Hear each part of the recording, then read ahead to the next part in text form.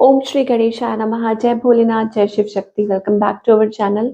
आज हम एक वीकली रीडिंग करने जा रहे हैं वर्गो साइन के लिए, जिसमें हम देखेंगे कि आने वाला हफ्ता कैसा रहेगा, स्पेशली आपकी लव लाइफ और करियर के लिए। अगर आप पहली बार चैनल पे आ रहे हैं, आई वेलकम यू। आप अपनी रीडिंग को सन मून राइजिंग जैसे देखना चाहें देख सकते हैं। सो फॉर ऑल द वर्गो, पहले लव लाइफ की बात करेंगे, फिर करियर की, और आखिर में देखेंगे गाइडेंस क्या है। तो लव लाइफ में अभी फिलहाल क्या सिचुएशन है आपके और आपके पार्टनर के बीच में, ये देख लेते हैं। Stagnant, okay, and you are waiting for justice. अब जो लोग तो मैरिड हैं, तो ये हो सकता है कि कोई फैसला लेना है और समझ नहीं आ रहा व्हाट टू डू। तो आपकी एनर्जी क्या है?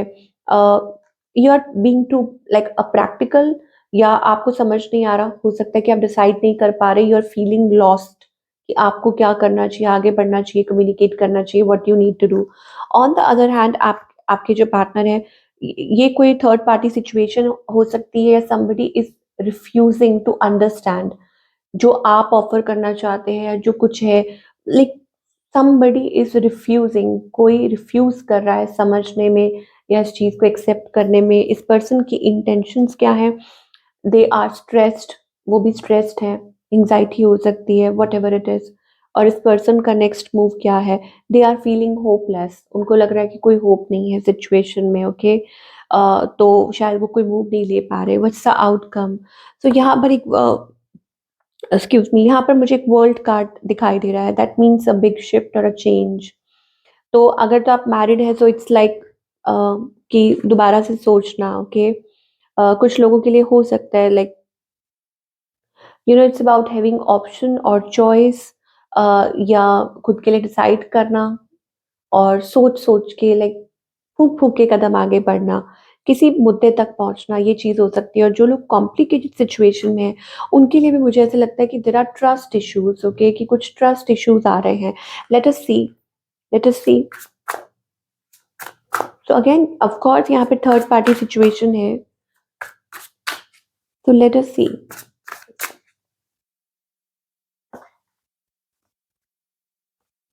ओके, तो टॉकिंग अबाउट यू वर्गो, अगर आपकी बात करें, तो आप क्वेश्चन कर रहे हैं।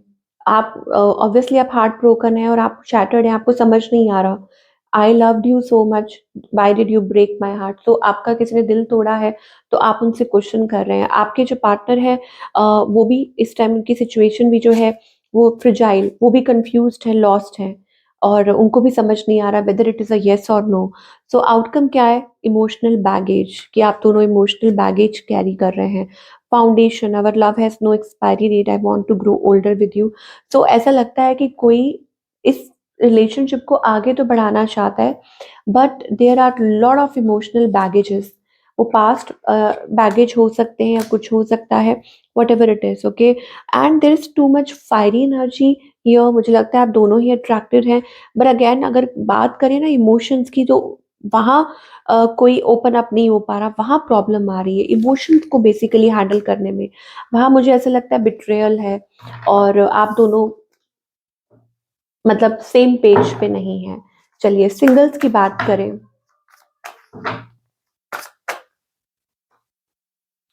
सिंगल्स के लिए wow, we are getting that love energy, कोई आपकी लाइफ में आ सकता है, somebody you know very loving, emotionally available।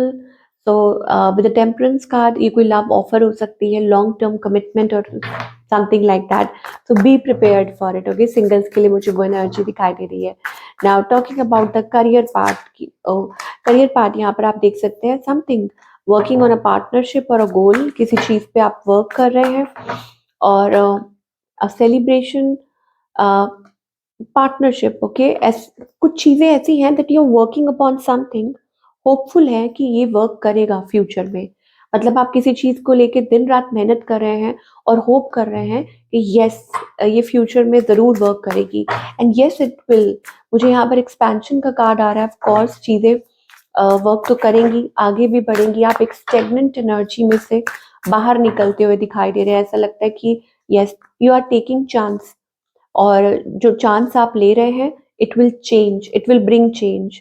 तो आपकी लाइफ में luck is in your favour, just do it. आपको कहा जा रहा है कि ज्यादा सोचिए मत, और जस्ट डू इट, कि आप इस इस काम को कीजिए, ओके, और बाकी सब भगवान के ऊपर छोड़ दीजिए। और आई थिंक आपको डिवाइन आपको गाइड भी कर रहे हैं इन द सिचुएशन कि ऐसे करो, ये करो, वो करो। तो हो सकता है कि वो आपको प्रिपेयर कर रहे हैं, वो चाहते हैं कि आप ये रिस्क लें या वो चांस ले। बेसिकली इट्स नॉट रिस्क, क्योंकि it's time to take a leap of faith, कि आप वो लीप ऑफ फेथ लीजिए, हौसला बढ़ाइए अपना, अपने करियर को लेके, अपने फाइनेंसेस को लेके। हो सकता है कि स्टार्टिंग में आप अनसर्टेन फील करें, आपको लगे कि होगा कि नहीं होगा, बट जरूर होगा। तो व्हाट्स द गाइडेंस हियर? खुद को खुश रखिए, हैप्पी, कंटेंट, सक्सेस आपको ज़रूर मिलेगी with the lovers card. It's about self love energy. तो पहले तो ये होता है कि अंदर की तरफ रिस्क लेना, दैट मीन्स कि खुद की तरफ वो कदम बढ़ाना, ओके, खुद की तरफ self love, committed to yourself, aligning yourself, aligning with the divine. अब हो सकता है कि डिवाइन आपको कुछ सिखाने की कोशिश कर रहे हैं, किसी पर्सन और किसी सिचुएशन के थ्रू, या जैसे भी। तो it is for your higher self, ताकि आप अपनी लाइफ में कुछ नया मैनिफेस्ट कर पाएँ। नंबर वन आपके लिए प्रोमिनेंट हो सकता है, या हो सकता है कि कुछ नया होने वाला है आपकी लाइफ में, कुछ पॉजिटिव चेंजेस आने वाले हैं, तो आपको प्रिपेयर किया जा रहा है। हाउ?